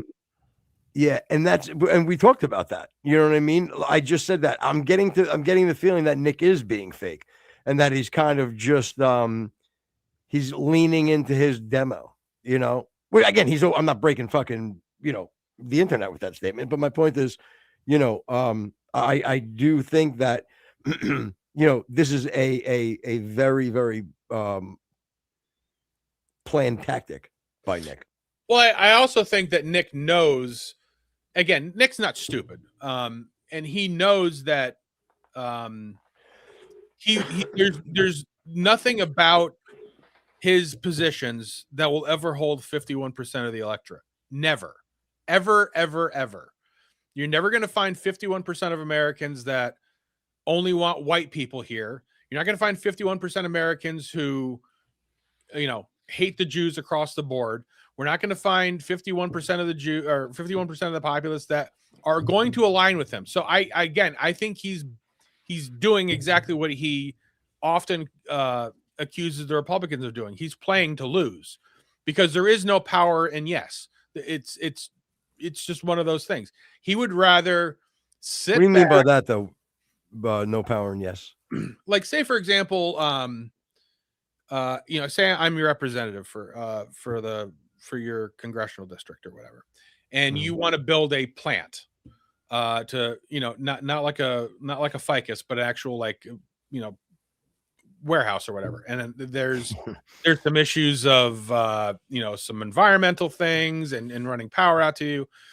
Like, if I just told I'll get that done for you, I didn't really gain anything. But if I lead you with no, and say, nah, I can't really do that. And you're like, well, what if we did this? What if we offered you this? There's a lot. Okay. Yeah. Negotiation. So you think Nick's playing that card? Yeah, because I think that, again, it's the dog that catches the car. Like, he knows that there's no way in the world he'll ever be able to get what he wants outside of a dictator. Just won't happen. So he's going to enrage his base, give them a lot of fodder. It's a Candace playbook. It's the same thing. And Tucker's playing into it now too, is just to feed and satiate at the same time your group of audience to always be mad, always needing something else. And you're like, we're getting close, we're almost there, we're going to do it. And then what's going to happen is that when because if you're playing the odds, more than likely, at least historically, the Republicans will lose in 2026. As far as the Senate and the House, Nick will claim that as a win because he's like, well, we did it, everybody. All the groypers, you all did your part. You didn't vote, you voted Democrat, and we got our things in.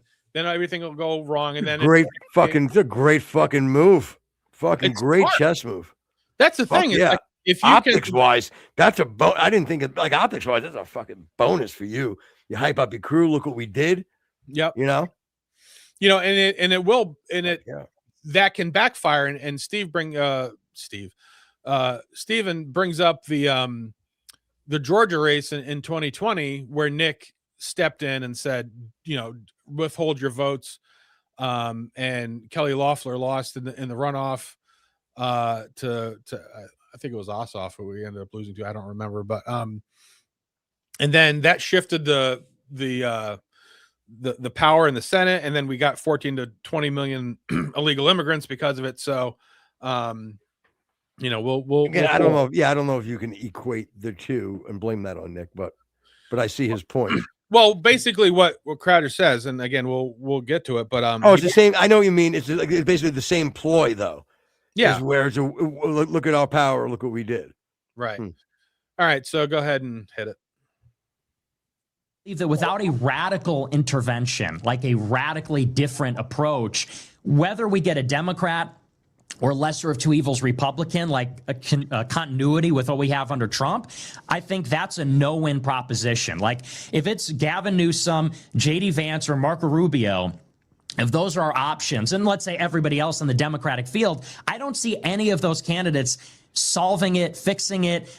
To me, it's really just a question of how fast or how slow it's all going to come crumbling down. And so that's the only reason why I say if we degrade the two people in this administration, it's sort of like we know what we're going to get with them and we know it's not going to be radical enough. At least if we tear them down, it's a huge maybe, but then there's an opening that something radical may appear. And I've got some people in mind. I wouldn't say them, of course, because that game about who's going to run and who's going to throw their hat in the ring, and then my endorsement might hurt that person if they're characterized as the Groyper or Caesar or something. I don't think so. I mean, we have examples of that right here. I mean, Ken Paxton, who you may or may not like, but like Brandon Herrera, who was on the show, he won his primary. We had him on the show. I knew him through the GunTube community, and he directly went up against AIPAC. They put out a hit on him, figuratively, to be clear to people watching. He fought them, and he's going to win. He's going to win his seat. He then won the primary. So, no, you could have an effect. I actually think it's a requirement, frankly, considering the risk. If we both acknowledge it, the risk is you say something radical could happen. With the answer you're giving me now, something radical will happen. It's the radical that we experienced from 2020 through 2024.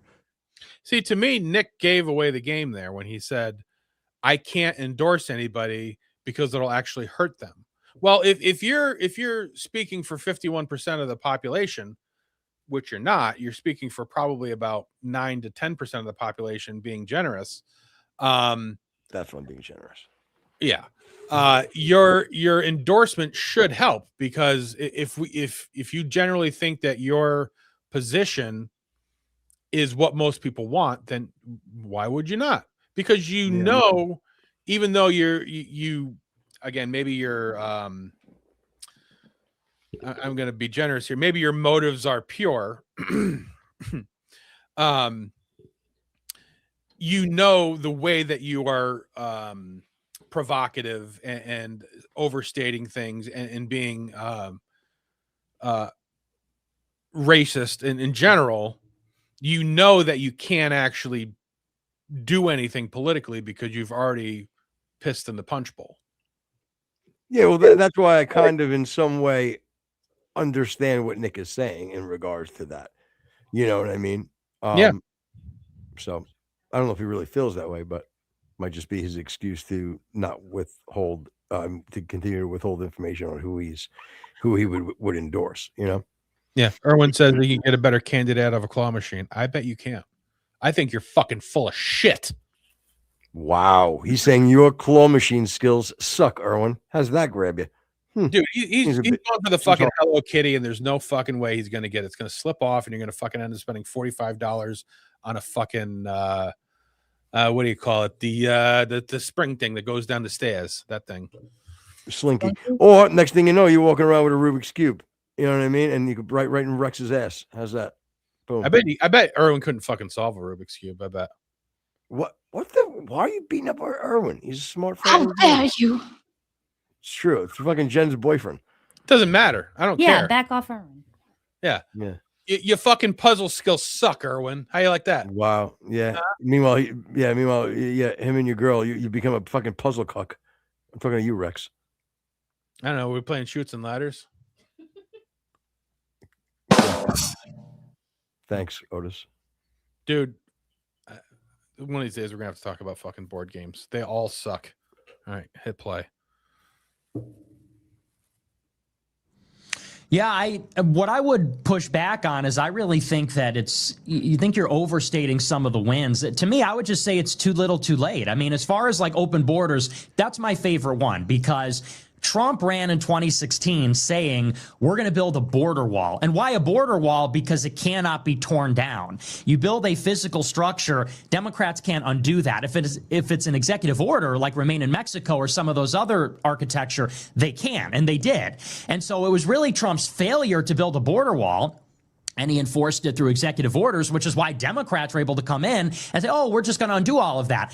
And you might say, well, okay, Trump has another crack at it, and the border is secure now. It's like record low crossings. There's no apprehensions at the border. However, it seems that once again, he's given up on the wall. You know, you've got That's incorrect, coming Nick. up. That's incorrect. Nick, he has built more of the wall in his first 6 months than all 4 years of Biden. And it's on track to be done in 2027. Let's call it 28. It's How just much not wall has he factually true. built? You posed a good post. First of all, great line by Erwin. This is what I mean. Like, now he insulted you, and it was funny. He goes, the only thing I care about Rex is his cholesterol, and that's only because he's driving up the health insurance premiums. That's reasonable. That's funny. The other guy was just insulting you, and there was like no funny. It wasn't accurate. You know what I'm saying? Like, you probably do have high cholesterol, but that has nothing to do with your weight. It's just your poor eating. I don't. Chicken. You know I eat good too. Your chicken livers.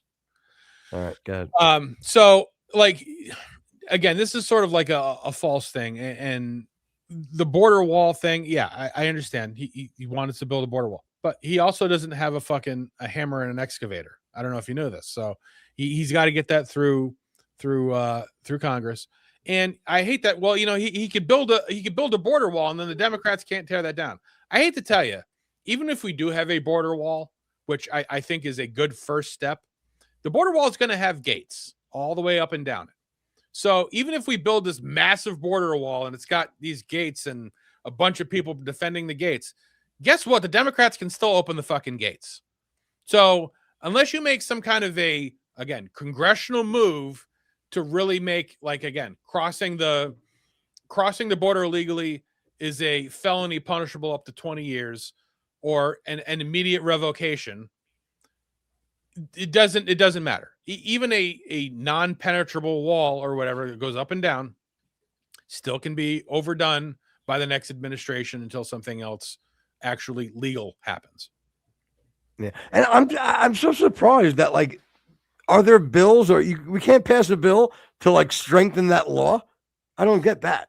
Well, and that's another thing that I've never understood. And as a matter of fact, and I think Crowder points it out, is the wall is funded and now supposedly being done by 2028 or whatever. But okay, well, if you believe what Crowder's saying, then Nick is 1,000% wrong. So I guess I have to do my research. Well, the thing is like you were talking about the legal portion of, you know, making it a felony to cross the line.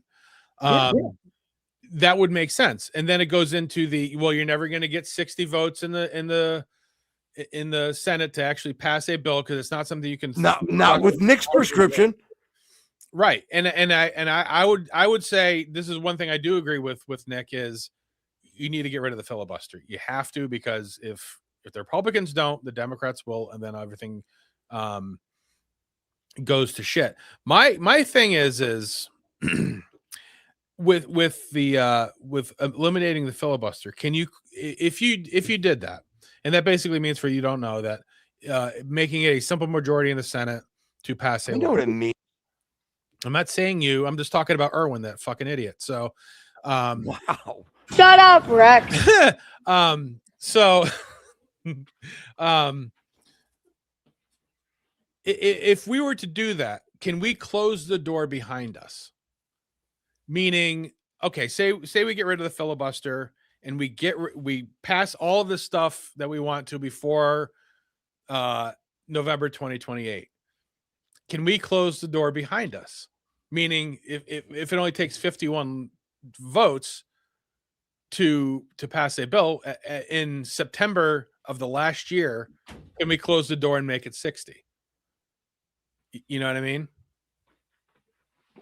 I do know what you mean, but then that can come What do you back have, and fucking bite ants you. in your pants? You're up and down fucking 6 and 7 times. What the hell are you doing? And I'll be up one more time. I'm making myself a cup of coffee. My Lord. This is a well-oiled machine, my friend. What are you worried about? Yes. See, now you made me lose my train of thought. I'm sorry. Should we not have a cup of coffee on the show? You're banning everybody in chat. Hit the like, by the way, if you're in chat. If you haven't hit that like button, I'd like to see a couple of likes. You're drinking fucking THC. You fucking you're over here smoking cigarettes. You're going upstairs. You're going to get coffee. Why don't you have? What the fuck is your problem?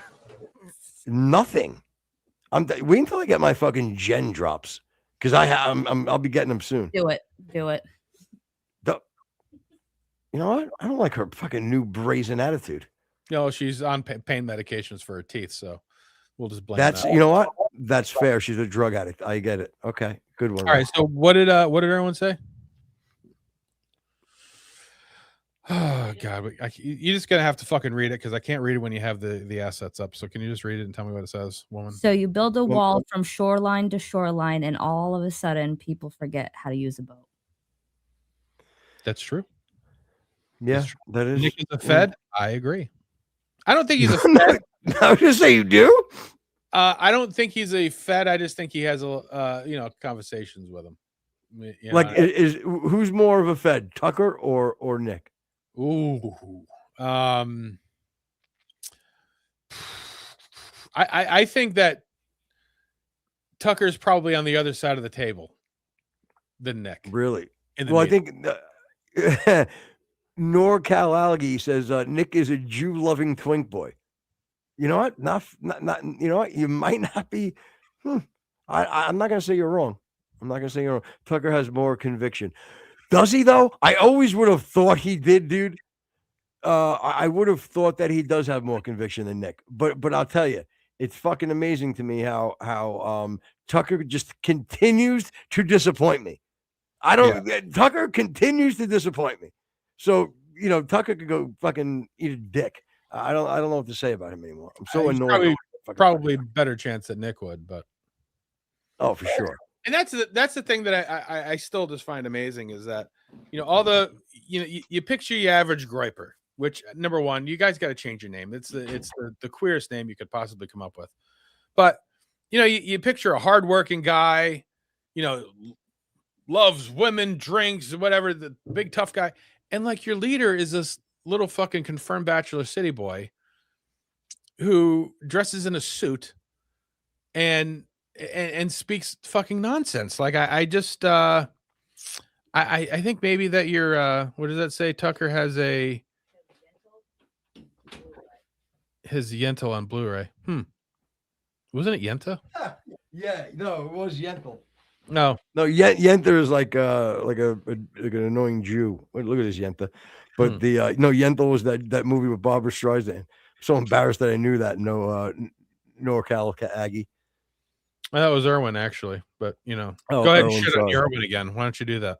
I love Erwin. He's my favorite. Please, why are you crediting other people with his brilliance? We email back and forth fucking funny things about you. Well, he probably emails the funny stuff. I can't Your imagine ass. you're actually bringing anything to the table. Hi, this is a Copperhead Road podcast. I'm Erwin. This is Rex. That sounds terrible. Just so you know.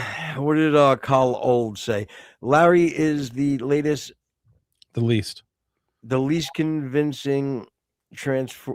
I can't. I gotta pull this up. Let me look at my phone. Hold Transmission on, I've ever seen. Yeah. Okay. Larry is the least convincing transmission I've ever seen. What does that mean, Rex? Who is Larry? I don't know. I don't know who Larry is.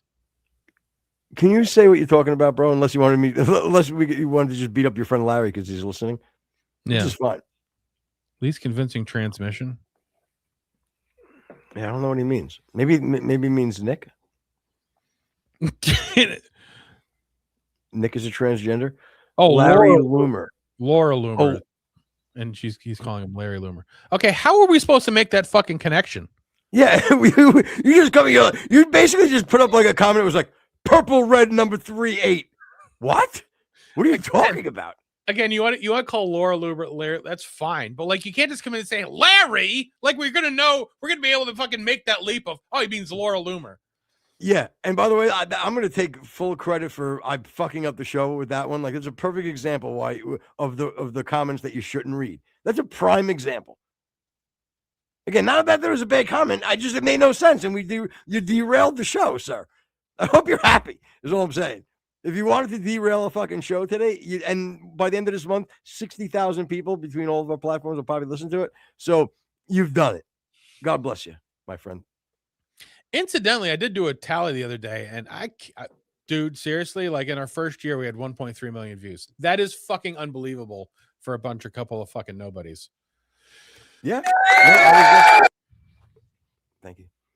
No, and it was funny that you did. I'll let everybody in on the little thing. Rex does. He texts me about.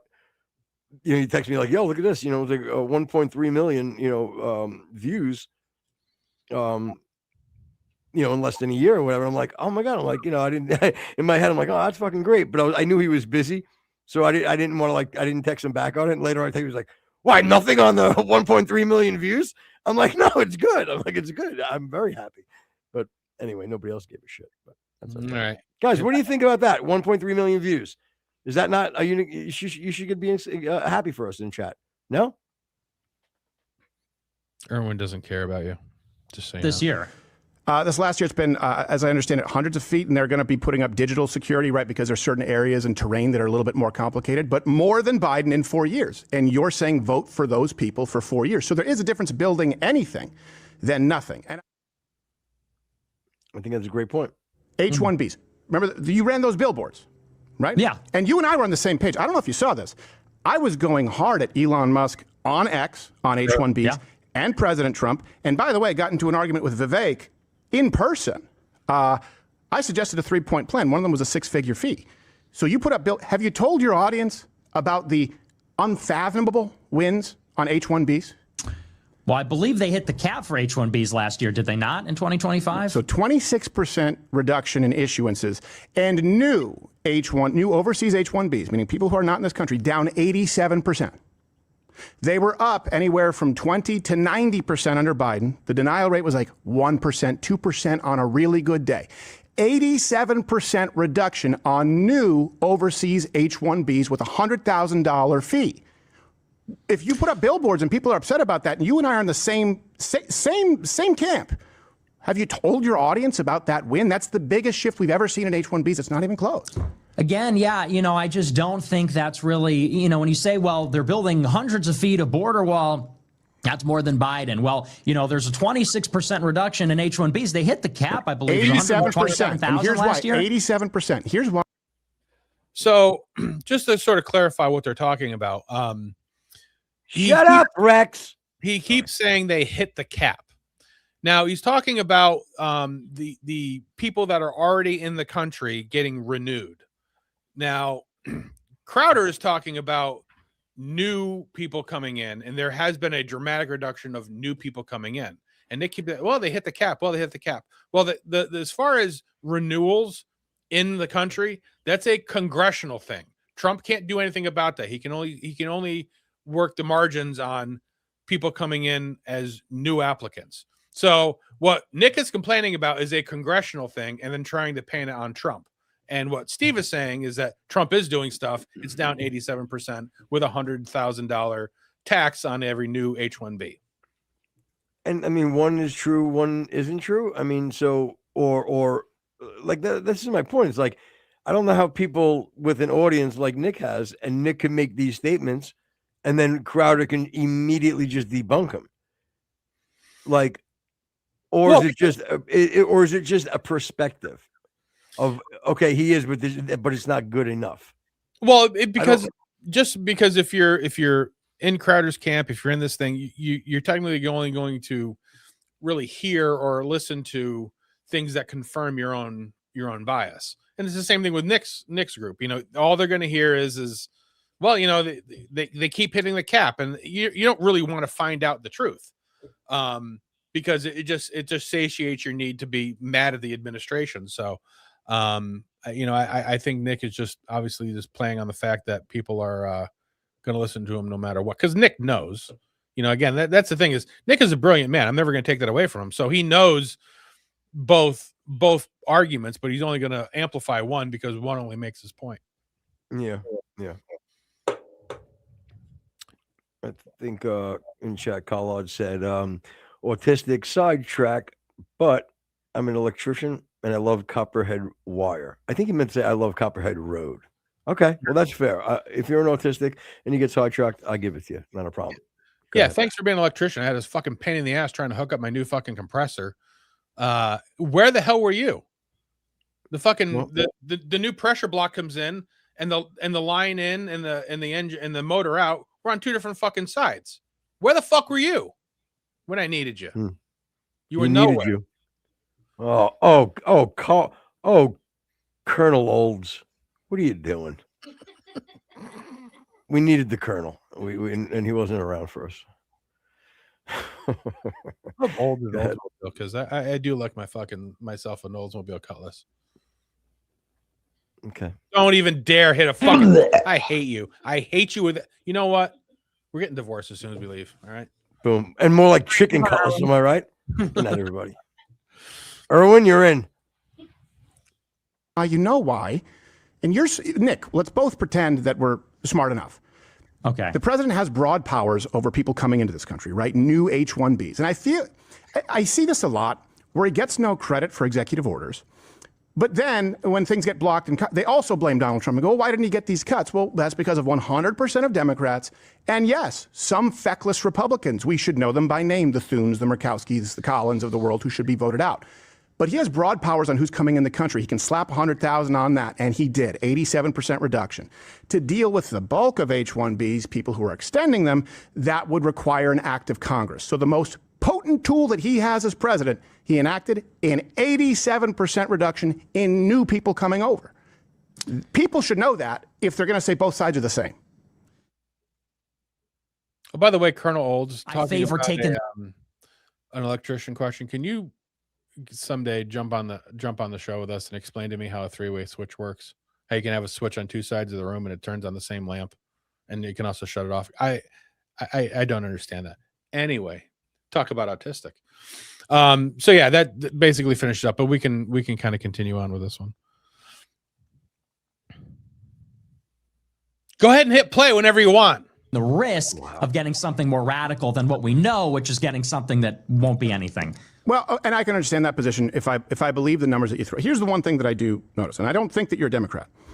No, I really don't. But you do consistently use Democrat talking points against the right. And you have, this is not a primary issue, right? You've advocated that your followers either sit out or vote Democrat in 2020, 22, 24. And as a result, the big one, you know, and this is a big problem that I've had with your approach, not you as a human being. Georgia, right, that flipped the Senate with Kamala Harris as a tiebreaker. And precisely because if people had followed, I'm not saying that you're responsible, but if people had followed your prescription in Georgia, that would be the exact reason for 10 to 20 million illegal aliens coming over an open border wall. That would be the exact reason for stopping them. That would be the exact reason for a doubling in some instances of H-1Bs. And I don't think that those changes are mild. When you say 600,000, we both know That is a point that the left will use. It's not accurate. You do have to include self-deportations because there's an incentive for self-deportations, and more people are self-deporting. Next thing, I bet you'll say that Obama or Clinton deported more people. We did an entire segment on this because people on the right are saying that, and it's factually not true.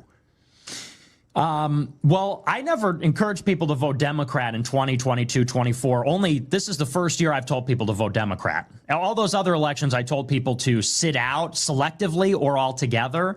But the Georgia Senate runoff, which is, I think, what you're talking about, January 5, 2021, with Loeffler and Perdue, you know, this is, again, it's like Trump, I think we both agree, got cheated out of that election. Like, they stole the election. At the same time, Republicans controlled the state legislature in all the swing states: Arizona, Georgia, Michigan, Wisconsin, Pennsylvania. Everywhere where that was being adjudicated, Republicans were in control, and they just refused to do anything. They refused to change the slate of electors. And at the same time that they were telling us we're not going to remedy the election, they were also begging us to vote to hold the line in the Senate. And here I am saying, wait a second, why don't we hold the line in the White House?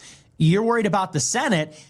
See, this is one of those things where Nick is muddying the waters, because he talks about all of the swing states that they had changed the election rules because of 2020 and COVID or whatever, so they could do mail-in rebates or mail-in rebates, mail-in votes. He says, well, they controlled all of the congressional parts where they were being adjudicated. Okay, well, even in that sentence right there, you're mentioning two different parts of governance. You're mentioning the Congress of the state, and adjudicating means the judiciary. So it doesn't matter if you hold the House if it's being adjudicated and they're getting thrown out. You know what I mean? So I do. Yeah. So even if all the bills are being, they prefer William, just so you know. If they were all being presented, it would just end up getting knocked down anyway. You're saying, and they were. That's why they said that. Right. All of the cases that were brought before they were all thrown out. Yeah, because a lot of those people that were put into place were put in by Democrats. So can't do it both. All right, so here they're talking about the border wall.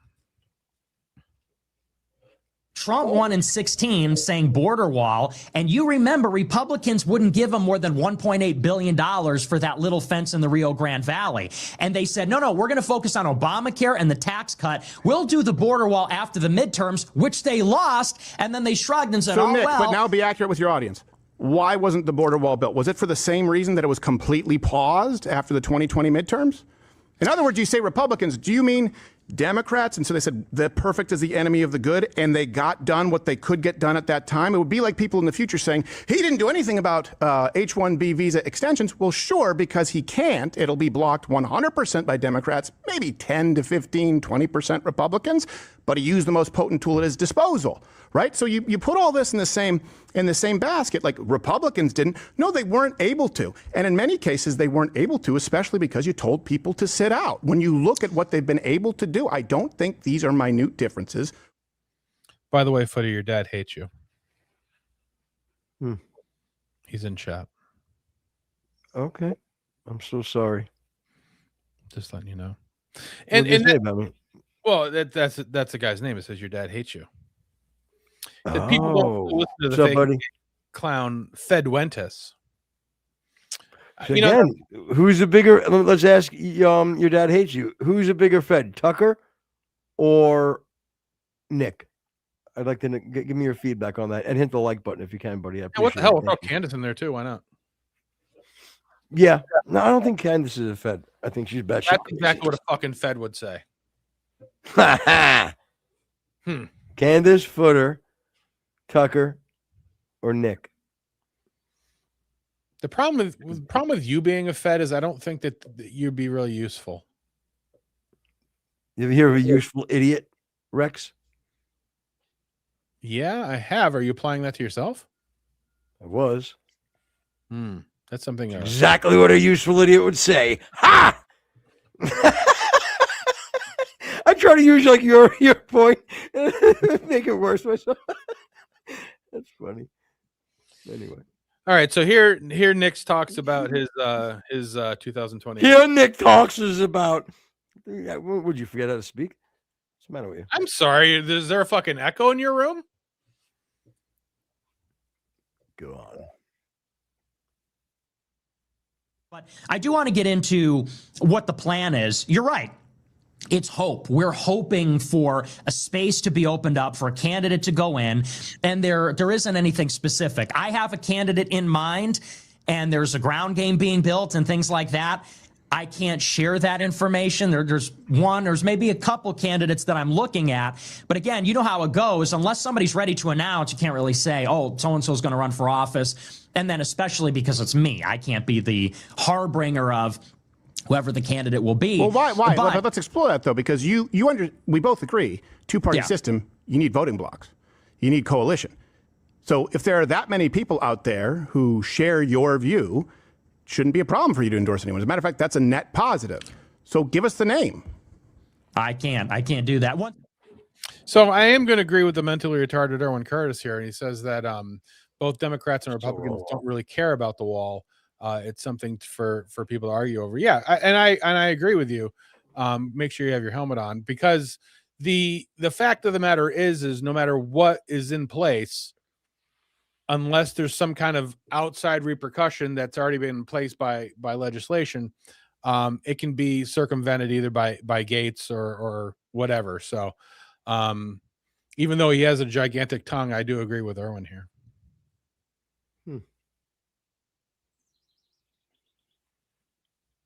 This is right. Okay. First net negative migration country, right, for over 30 years. See, I dispute that. I don't think that's true. Okay. Go ahead, dispute it. I think to say that it's net negative migration, you have to count self-deportations. I've seen a lot of different, and I think those are being overcounted because they took this number from the community survey from the census, which is. I think that this is a perfect example when two things can be right, be true at the same time.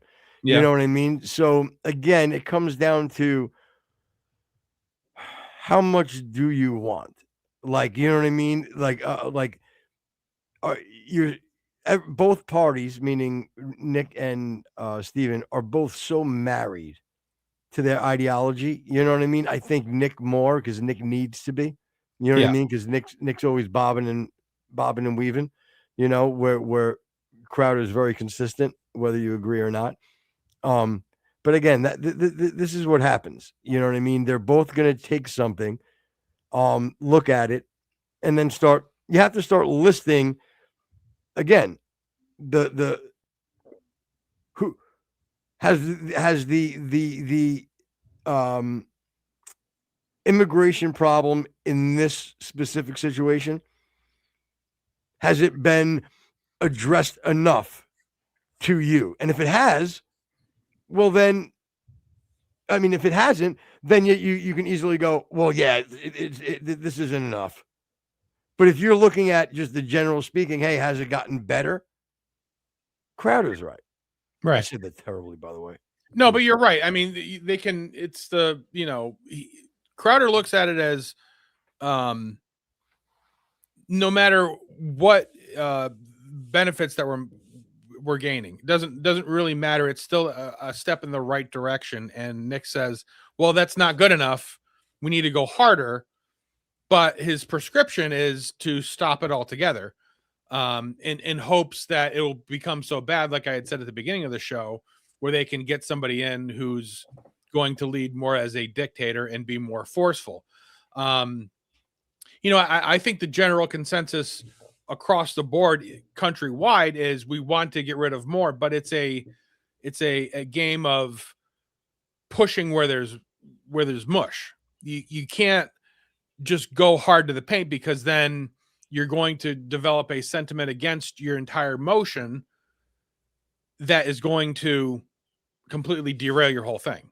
You know what I mean? Like, especially, and they bring it up later. We're probably not going to get into it today, but we may talk about sanctuary cities. Like, these are where the hot spots are of the major issues of illegal immigration.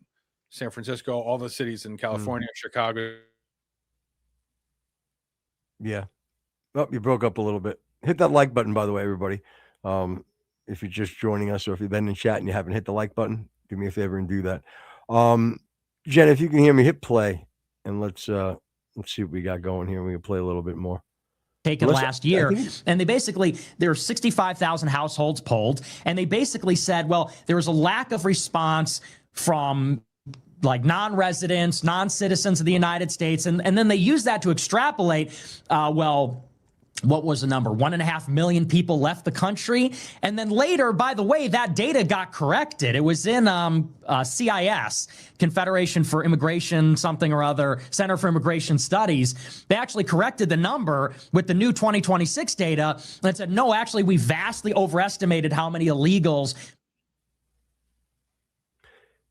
87% Again, I don't really think just executive order, 2 genders. I don't really care downsizing the federal government by hundreds of thousands. I don't really care that housing prices and rent prices are at multi-year lows. Those things don't matter because it's not enough when we know that the Democrats will obviously, and this is their plan. They didn't say that we're going to make Puerto Rico a state and pack the court to 13 last time. They're saying that now. What they did say is that they were going to go a different direction on immigration, and we got, by our agreement, 10 to 20 million in 3.5 years. That is unsurvivable, and you're recommending that people take that risk based on then what else? Where do we go? So we vote Democrat, we take the risk, but we cut it. This is exactly what Rex and I have been saying the entire time. It's like, and it's not even, it really isn't even like a lesser of two evils thing. You know what I mean? Or even a, oh, you know what? We at this point, guys, we need to just roll the dice and see what happens because it's better than what we have right now. Well, we already know what happens when we roll the dice. We already know when the dice lands. Okay, we understand what that what different means. We've already seen that, and it goes back to even more of our point that we spoke about, Rex, was that, you know, when we talked about the Democratic, the California stuff that's going on, like, it's just as mind-boggling to me when I see California in any way wanting to continue to vote Democrat. They've already seen, like, they've had the litmus test. They've seen what happens to their off at the pass, their state. You know, go ahead, Jen. I'm sorry. If you want to hit it, you can. My bad. No? All right. Anyway, what I was saying about when you're ready, you can. But what I was saying, like I said, about the it's we already have we've already gauged what we need to see and how the left is going to handle these type of situations and these type of issues. So how in the world do we even entertain it? Now, if Nick can have this rise of this third candidate that is viable and can actually have a shot without fucking up everything, then that's great, because that is a great answer. I just can't see that happening. We talked about earlier in the beginning of the show how, you know, that Trump was that black swan, as Rex said. You know, he's looking for that new Donald Trump, but the one that he creates and he thinks is in his head. And we talked about it earlier. That's not. You gotta change all the settings. Go to the settings thing. Yeah, no big deal. You're good. I hear you, buddy. Yep, you're good. We hear you, so you can mute it until you get your thing on. Bub. Yeah. Your stream. Anyway. This. Yeah, I hear you. Yep, Jen, we hear you. You guys got to mute up. The board is the board on? No. Yo, you guys got to mute up, man. What's going on? But anyway, that's my big gripe with Nick. You know what I mean? Is that we've said it earlier and we said it before. His prescriptions. You know, he doesn't have the answer, and him not. You know what would help him actually, Rex? It would help him if somehow he was able to, let's say, come up with a plan to again, if he announced the guy that he's getting behind. If he did that, that's a different story. Then I can be like, all right, you know what? No problem. I can understand it.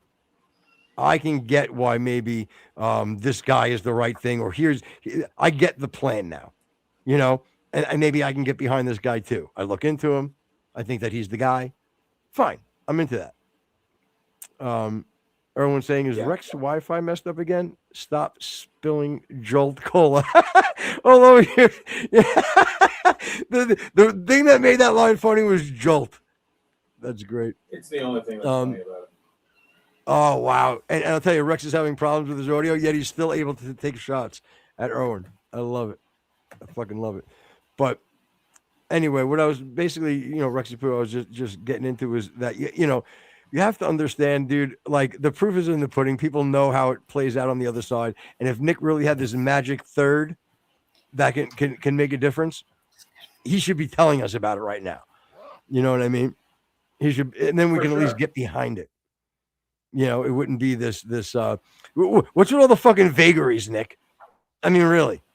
Well, I don't want to say anything. You know what I mean? God forbid I say anything that may let everybody give you a little bit of validity and not being in a fucking panic. Yeah. But anyway, we lost the video feed, so no big deal. No big deal. I gotta shut something down. We're on backup power now because it's a freaking lightning storm going on. Oh shit! All right. Well, as long as you're safe. And then just when Jen gets a chance, and again we can hear you, just have her click on your audio thing and put you on the USB mic rather than the Nearstream mic, because I could hear you through the. You're not coming through your mic; you're coming through the room mic or whatever it would be. Anyway, but yeah. And by the way, everybody, do me a favor during this little technical glitch, which is no big deal. Hit that like button. We got about 7-8 people in here. And we got to hit that like button. It's very, very, very important. And just so you know, your even covering your mic is not going to work because we're picking you up from the Ustream. So if you just drop down to your through broadcast. Yeah, this one. All the way up. There you go. There we go. Is that better? I heard the change. Yep, perfect. I heard the change immediately. Yeah. So anyway, but what did they say in chat? Oh. No, that was already. But yeah, do me a favor, hit that like button, hit that subscribe button. Definitely hit the like. I mean, we've had up to maybe 16, 17 people, and I think we only have maybe 4 or 5 likes. That's unacceptable. Hit the fucking like button, you freaking retards. Can you say that? Can you say like button? I don't know. Rex, you're good, buddy. Are you not good? Can you hear me, Rex, or no? I don't know. We're just gonna play the outro, dude, because I can't hear anything. And I didn't know you couldn't go. Anyway, all right, everybody. Tomorrow, okay. We'll tomorrow. I apologize. A little bit of technical difficulties. Not the end of the world. So don't be frustrated, Rex a million. Not a big deal. You have a lightning storm. It happens to everybody. Erwin, thank you, buddy. Truth Hurts, thank you. American Patriot Man. Appreciate you. Yeah, everybody, great job in chat today. Great seeing you guys back. Make sure you hit that like button, hit that subscribe button, and we'll be ready to rock and roll tomorrow. Thank you all. God bless you. And we'll see you again tomorrow. We'll definitely get back up and running.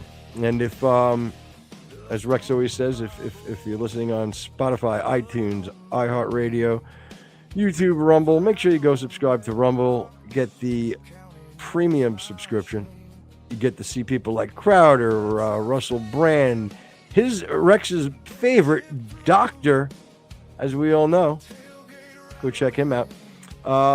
Yeah, Dr. Disrespect. Go check him out. Everybody loves him. And you.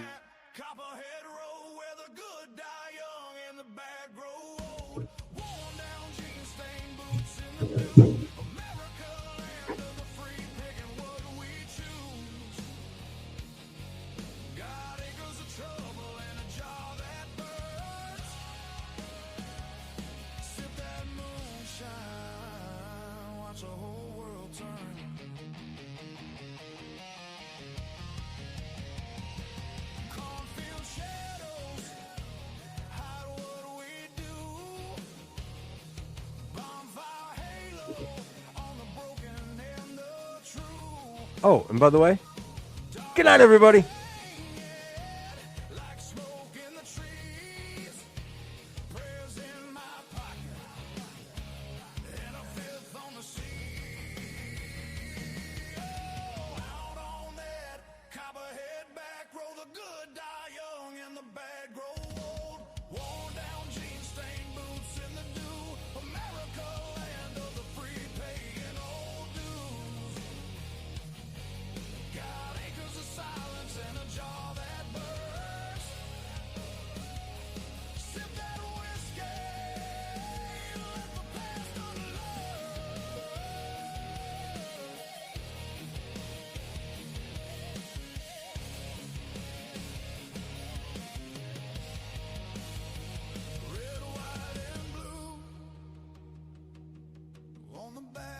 truck snapping in the wind.